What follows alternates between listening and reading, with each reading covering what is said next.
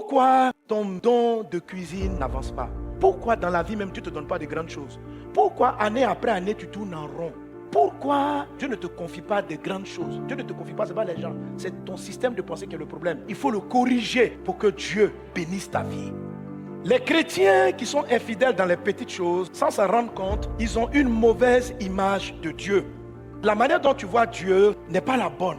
Tu as une image qui te trompe. Le monsieur dit que son patron peut tout faire. Comme son patron peut tout faire, lui, il ne voit pas pourquoi il va fournir des efforts. C'est une personne qui a fui ses responsabilités. Vous savez, il y a un ensemble de chrétiens qui croient que la vie va changer dépendamment de ce que Dieu veut. C'est-à-dire que 2023, ça m'a bien passé pour eux. C'est parce que Dieu n'a pas voulu. Et Dieu fait ce qu'il veut. S'il veut les rendre riches, il va les rendre riches.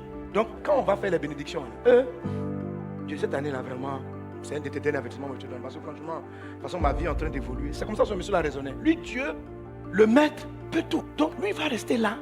Il garde le talent. Si le maître veut que ça s'augmente, qu'il lui donne. De toute façon, il a remis 5 talents à l'un. Il aurait pu me donner aussi 5.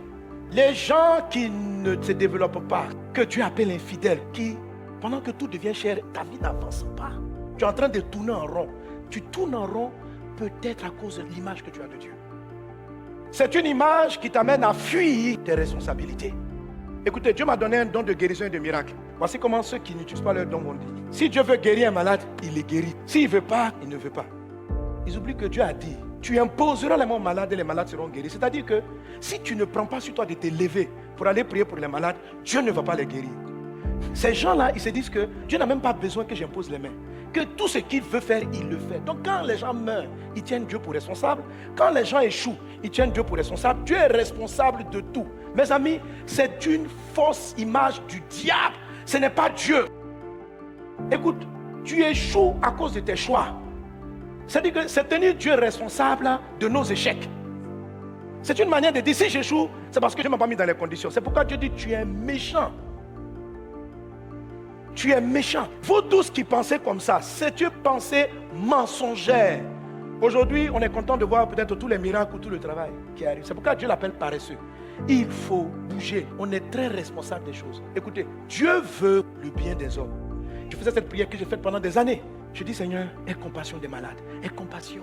Et puis je prie avec tout mon cœur. Oh Dieu, regarde les enfants qui ne savent pas marcher. Aie compassion, aie compassion. Et puis papa rit avec moi. Il me dit, tu sais que tu pries mal, non? Je dis, j'ai pris mal comment? J'ai pris mal comment? Il dit, tu pries mal. Je dis, comment? Il dit, tu es en train de me demander d'avoir de la compassion. Tu penses que je n'en ai pas? Ça veut dire que dans ton subconscient, c'est parce que je n'ai pas eu pitié de l'enfant que la dernière fois que tu as prié, il ne s'est pas levé. Si j'avais eu compassion de lui, je l'aurais fait lever. L'enfant qui est aveugle, tu estimes que je n'ai pas eu compassion. Donc toi, tu vas me demander maintenant d'avoir compassion. Parce que toi, Mohamed Sanogo, tu es plus compatissant que moi. Donc, tu vois les cas que je n'ai pas vus et tu viens me demander à moi d'avoir la compassion. Dis mon fils, tu n'as aucune idée de l'amour et de la compassion que j'ai pour les hommes.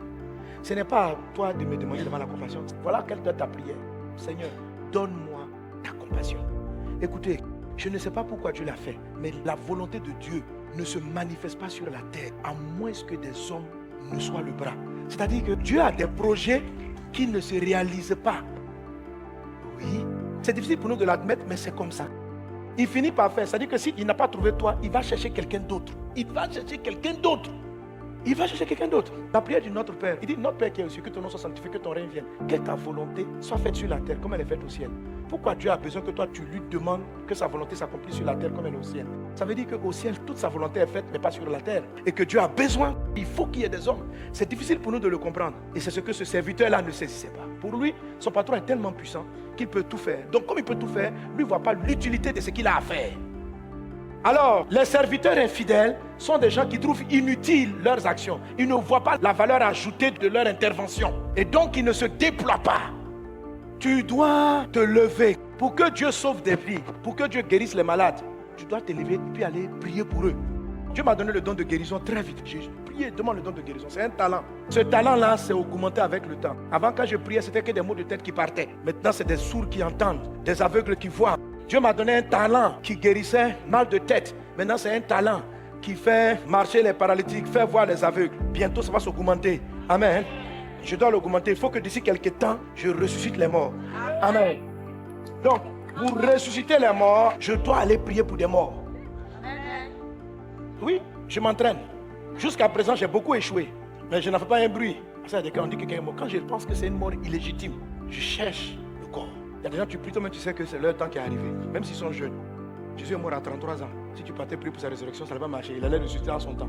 Ce que je suis en train de vous expliquer, c'est qu'il y a des choses qui ne peuvent pas arriver, à moins que quelqu'un s'élève pour faire le travail.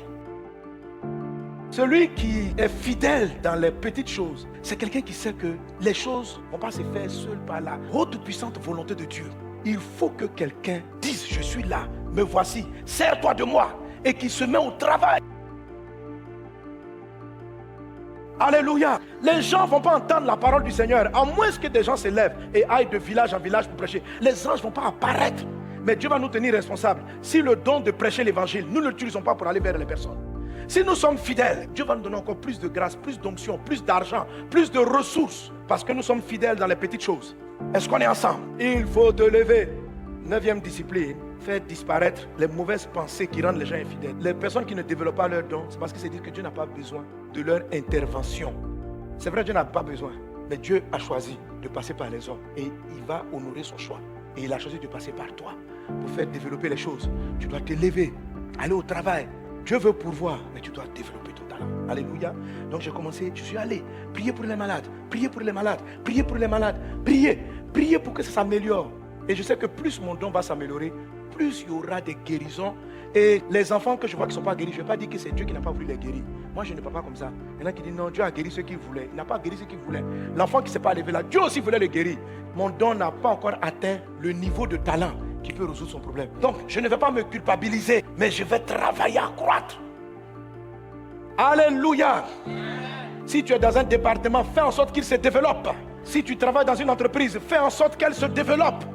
Tout ce que Dieu te donne, développe-le. Et il faut que tu y mettes la main pour que ça se développe. Ne mets pas tout sur ton patron. Les infidèles dans les petites choses, ils sont là, non, si le patron veut m'augmenter, va m'augmenter. Augmente mon salaire, augmente mon salaire. Mon ami, écoutez, est-ce que tu sais que si Dieu te donne un salaire de 200 000 francs, c'est ton premier talent?